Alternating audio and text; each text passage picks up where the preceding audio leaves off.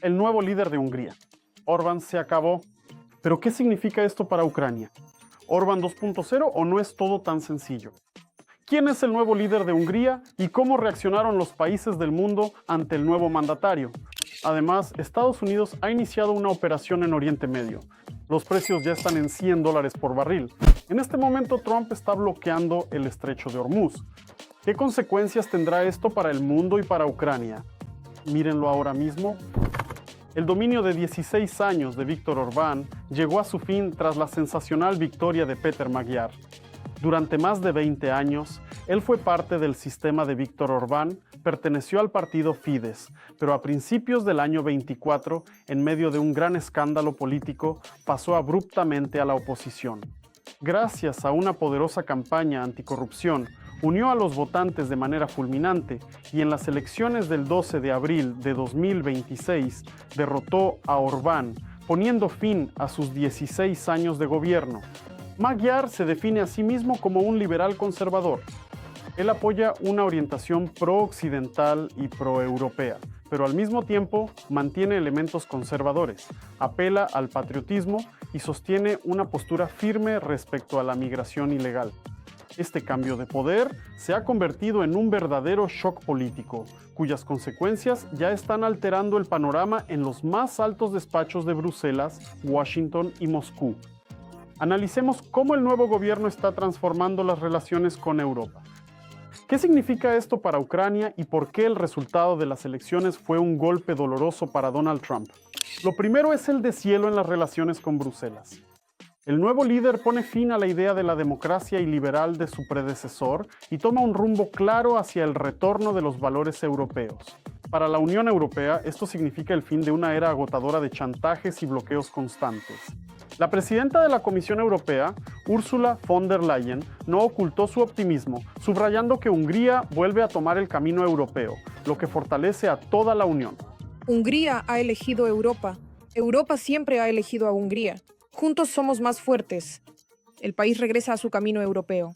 La Unión se vuelve más fuerte. En lugar de la confrontación, Magyar promete centrarse en la lucha contra la corrupción y en la restauración del Estado de Derecho. Precisamente debido a estos problemas, Bruselas había congelado anteriormente los multimillonarios tramos para Budapest. Ahora, el nuevo gobierno tiene la ambiciosa tarea de desmantelar los esquemas de corrupción para recuperar la financiación y el estatus de socio constructivo en la UE. Y lo más importante, ¿qué podemos esperar nosotros? Pragmatismo en lugar de amistad con Rusia. ¿Qué cambiará para Kiev? Con la caída del régimen de Orbán, el Kremlin pierde a su lobista más leal en Europa, quien se reunía regularmente con Putin, aumentaba las compras de gas ruso y, según rumores, filtraba información privilegiada europea a Moscú. Al mismo tiempo, no hay que esperar un giro brusco de Hungría hacia una postura fervientemente pro-ucraniana. Péter Magyar mantiene la cautela. Él sigue oponiéndose al suministro de armas a Kiev y no apoya la adhesión acelerada de Ucrania a la UE. Sin embargo, hay un cambio fundamental: la disposición al diálogo. Se espera que Magyar ponga fin a la práctica de vetos ciegos y, en particular, desbloquee el crédito europeo de 90.000 millones de euros, que es de importancia crítica para Ucrania. El presidente de Ucrania, Volodymyr Zelensky, ya ha reaccionado a los cambios, expresando su disposición a trabajar conjuntamente de manera constructiva por la paz y la estabilidad en la región. Así que Budapest seguirá siendo un negociador difícil para Kiev, pero dejará de ser un saboteador abierto. Pero Trump tampoco salió ileso. La derrota de Orbán fue una sonora bofetada para Donald Trump y para el movimiento de derecha estadounidense en general. En los últimos años, Hungría le servía como una especie de modelo de política dura y antiliberal. En vísperas de las elecciones, Ruud de Vance visitó Budapest y el propio Trump le prometió a Orbán una misión económica estadounidense en caso de su victoria. Sin embargo, ese apoyo resultó ser una especie de beso de la muerte. El ministro de Defensa belga, Theo Franken, calificó directamente la apuesta por el movimiento MAGA como un error político, señalando que todas las campañas internacionales apoyadas por la ultraderecha estadounidense fracasan en las elecciones. Para los líderes conservadores europeos, desde Giorgia Meloni hasta Marine Le Pen, la caída de su principal símbolo ideológico es una señal de alarma que los obligará a replantear radicalmente sus propias estrategias. El cambio de poder en Hungría demuestra claramente que el populismo agresivo y el coqueteo con regímenes autoritarios tienen su límite. Péter Magyar se convierte en el rostro de la tan esperada renovación. Sin embargo, le espera un difícil acto de equilibrio. Debe satisfacer las demandas de la comunidad europea, manteniéndose al mismo tiempo como un patriota que defiende los intereses de sus votantes. En resumen, ya veremos. Estados Unidos bloquea el estrecho de Hormuz. Trump lo advirtió y lo hizo. Ya el 12 de abril lo dijo claramente: si las negociaciones con Irán fracasan, Estados Unidos bloqueará el estrecho de Hormuz.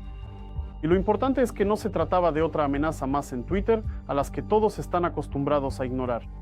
Era un ultimátum real con una fecha concreta. Las negociaciones fracasaron. La delegación iraní llegó y rechazó dos exigencias clave: desmantelar su programa nuclear y dejar de minar las aguas del estrecho. Es decir, en esencia, mandó a Estados Unidos al diablo. Y ya al día siguiente, el 13 de abril a las 14:00 GMT, el Mando Central de Estados Unidos lanzó oficialmente el bloqueo naval. Trump escribió sobre esto en su Truth Social y calificó las tarifas iraníes por el paso de barcos como ni más ni menos que una extorsión mundial. El conflicto, que comenzó a finales de febrero y ya lleva 6 semanas prolongándose entre la coalición estadounidense-israelí e Irán, ha alcanzado un nivel completamente nuevo. Pero primero vamos a entender qué es en realidad el estrecho de Hormuz y por qué todos se pusieron tan nerviosos de repente. Imaginen un cuello angosto entre Irán y Omán, de unos 50 kilómetros en su punto más estrecho. Parece una simple franja de agua en el mapa, pero por este cuello pasa diariamente alrededor del 20% de todo el petróleo del planeta. 1 de cada 5 barriles de petróleo en el mundo pasa por este único y estrecho corredor. Arabia Saudita, Emiratos Árabes Unidos, Kuwait, Qatar, todos ellos exportan su petróleo precisamente a través del estrecho de Hormuz. Casi no hay rutas alternativas y las que existen son mucho más caras y lentas. Es decir, no es solo un punto importante en el mapa, es la garganta de la economía mundial, y ahora los buques de guerra estadounidenses están justo allí. ¿Cómo funciona todo esto en la práctica? Un bloqueo no significa que todos se detienen y nadie se mueve. En realidad, el esquema es más complejo y está muy bien pensado.